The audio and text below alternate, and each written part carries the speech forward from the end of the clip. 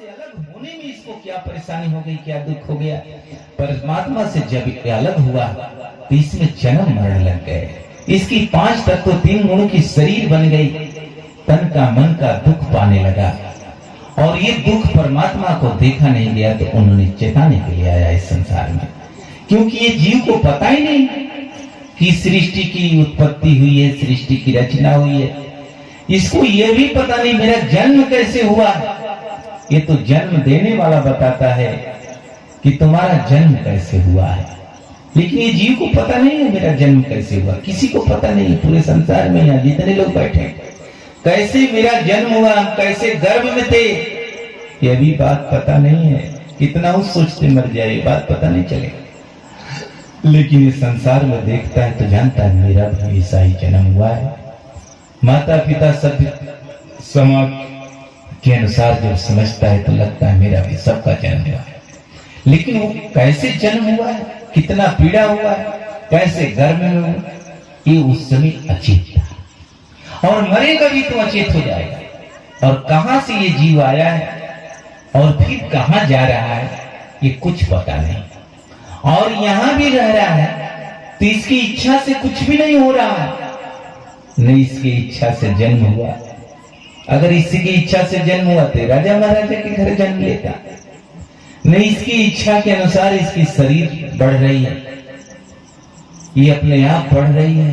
नहीं तो ये खूब लंबा चौड़ा होता, किसी से कमजोर नहीं होता। लेकिन इसे भी इसके बस में नहीं है लंबाई चौड़ाई मोटाई। कोई मोटा आदमी सोचता है मैं पतला हो जाऊं, और पतला आदमी सोचता है मैं मोटा हो जाऊं।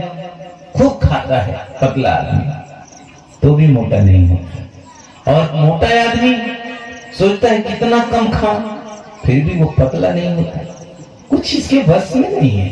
खा रहा है लेकिन खाता रहता है, पीता रहता है, खूब घी दूध मलाई गांजा भांग तंबाकू सब कुछ खाता पीता रहता है। अपने मन का जो इच्छा तो करे वो खाता पीता रहता है। लेकिन फिर भी रोग हो जाते हैं, वृद्धावस्था आ जाती है, बीमार हो जाता है। ये चाहता है इसके अनुसार होता तो ये बीमार कभी नहीं होता। अगर इसका बस चले तो ये वृद्ध नहीं हो, हमेशा जवान रहे, कबो बीमार न पड़े। लेकिन इसके बस में नहीं है। फिर भी ये जीव अभिमान में संसार में खुला हुआ है, किसी की बात को मानने को तैयार नहीं है, संतों की बात में मानने को तैयार नहीं है, यहाँ तक कि अपने माता पिता का बात मानने को तैयार नहीं है। जिस माता पिता ने जन्म दिया है ये सारी अज्ञानता है। जिस माता पिता ने कितने कष्ट से जन्म दिया है ये बात तो पता नहीं है उसको। लेकिन ये बात तो जरूर पता है कि हम कितने कष्ट से पाल रहे हैं, कितने कष्ट से इस जीव को पाल रहे हैं, अपने बच्चे को। ठीक उसी कष्ट से मेरे माता पिता ने भी मेरे को पाला है। इसलिए माता पिता की आज्ञाओं का पालन करना और विचार करने की यहाँ मेरे संसार में कुछ चल नहीं रहा, कुछ मेरा बस नहीं है, फिर ये संसार क्या है। इसीलिए सतगुरु कबीर साहब कहते हैं रहना नहीं देश वीराना है। ये तुम्हारा वीराना है, ये तुम्हारा देश नहीं है। यहाँ तुम्हारी चलती नहीं है। आप अपने घर में रहते हैं तो आपका सब चलता है, अपने अनुसार सो लेते हैं, अपने अनुसार खा लेते हैं, पी लेते हैं। लेकिन यहाँ कुछ भी आपका चलता नहीं है, आपकी इच्छा के अनुसार कुछ नहीं होता है। और जब आपकी इच्छा से जन्म नहीं हुआ है तो आपकी इच्छा से मृत्यु भी नहीं होगी।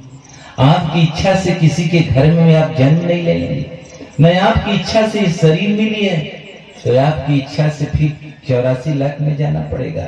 सतगुरु कबीर साहब कहते हैं एक जीव ठौर न लागा